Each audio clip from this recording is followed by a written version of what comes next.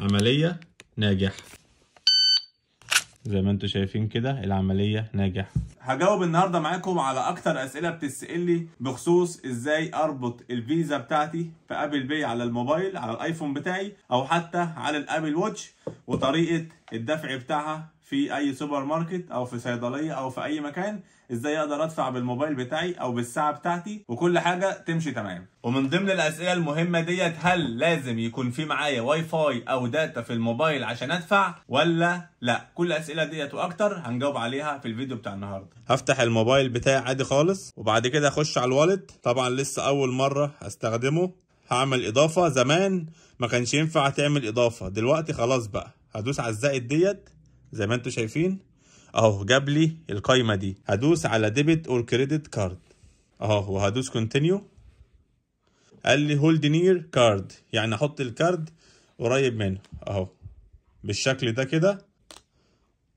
خلاص كده ادينج كارد. بعد كده بيجيب لي ادخل الثلاث ارقام اللي في ظهر البطاقه. بعد ما عملت موافقه على الشروط والاحكام وكل حاجه، ضاف لي الفيزا بتاعتي ويقول لي يوزنج ابل باي اهو، لا اما من خلال المكان اللي فيه العلامه ديت او العلامه دي. فانا طبعا في مصر عندنا هنلاقي اكتر حاجه موجوده هي العلامه دي، وادي المكنه بتاعتنا هيت جايبها لكم عشان نجرب عليها نفس العلامه اللي هو جايبها لي.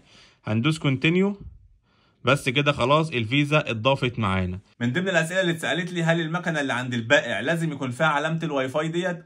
لازم يكون فيها علامه الواي فاي ديت، عشان لو مش فيها مش هينفع تدفع بابل باي. تعالوا اوريكم بقى ازاي هندفع بابل باي من غير بقى ما اخش على الوالت ولا اي حاجه. هدوس ضغطتين هنا في الجنب هيجيب لي الفيزا على طول اهو. شايفين؟ نيجي ندفع. لو انا عند التاجر اهوت هدفع مثلا 10 جنيه، فاحنا طبعا هنعمل الباسكود دلوقتي اهو. خلاص كده دفعت.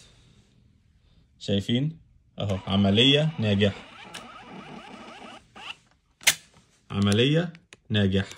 طبعا هيجي لك الرسالة طبعا على طول اللي انت دفعت بالكارت بتاعك زي ما انتوا شايفين كده. كمان لما بدخل على الوالت وادوس على الفيزا بتاعتي بيجيب لي العمليات اللي انا عملتها. وبكده يكون عرفنا ازاي نضيف الفيزا وازاي نفعلها على الموبايل. فاضل ازاي نفعلها على الساعة وندفع بالساعة. اول حاجه لازم نعرفها اللي احنا مش هيبقى عندنا ابلكيشن والت على الساعه، فلازم نخش على الاب ستور ونحمله. بعد كده بنزله هنا. انا ضايف فيزا اهوت، ومحتاج اضيف واحده كمان مش بتضاف من هنا.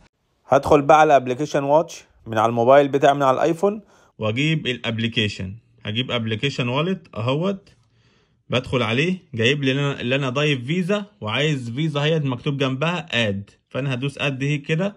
جاب لي طبعا انا ادخل البين كود بتاع الفيزا فهعمله. بعد كده بيكتب لي ادينج كارد، هوافق على الشروط والاحكام. هيجيب لي برضو رساله على الموبايل عشان خاطر اعمل فيريفيكيشن. تمام، جاب لي علامه الصح كده. خلاص الفيريفيكيشن بقى هيتبعتوا على رقمي، لازم يكون برقم التليفون طبعا عشان الرقم في نفس الموبايل، فالكود بيتبعت وهو بيخلص كل حاجة مع نفسه. ممكن بقى اخلي الكارت دوت يبقى الفيزا بتاعتي الاساسية، وممكن لا. عشان ادفع بقى بالساعة بتاعتي اهو، هدوس ضغطتين في الجنب كده، اختار الفيزا اللي انا عايز ادفع بيها، وليكن مثلا الفيزا ديت. هضغط ضغطتين في الجنب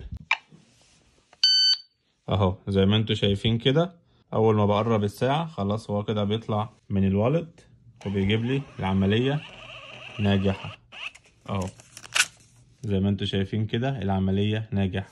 وبكده بعد ما عرفتكم ازاي تدفعوا بالايفون بتاعكم بابل باي او حتى بالابل واتش، الطريقة سهلة وجميلة زي ما وريتكم. ولازم يكون في واي فاي في المكنة اللي هتدفعوا بيها، ومش لازم خالص يكون معاكم داتا. يعني لو معاك نت او معاكش نت مش مهمة خالص، هو مش محتاج نت ولا داتا ولا واي فاي ولا حتى في الساعة محتاج اي حاجة. وفي نفس الوقت الموضوع امان جدا وممتع جدا، وانا جربتها في اكتر من مكان وما كانش معايا نت ولا حاجة، ودلوقتي انا جربتها لكم اهوت قدام عينيكم ووريتكم الطريقة. فيا ريت بقى لو وصلتوا لحد هنا ما تنسوش تعملوا لايك للفيديو، تعملوا اشتراك في القناة، وانتظروني في فيديو جديد ومعلومة جديدة مع قناتكم المفضلة علم واستعلم. دمتم في امان الله، والسلام عليكم ورحمة الله وبركاته.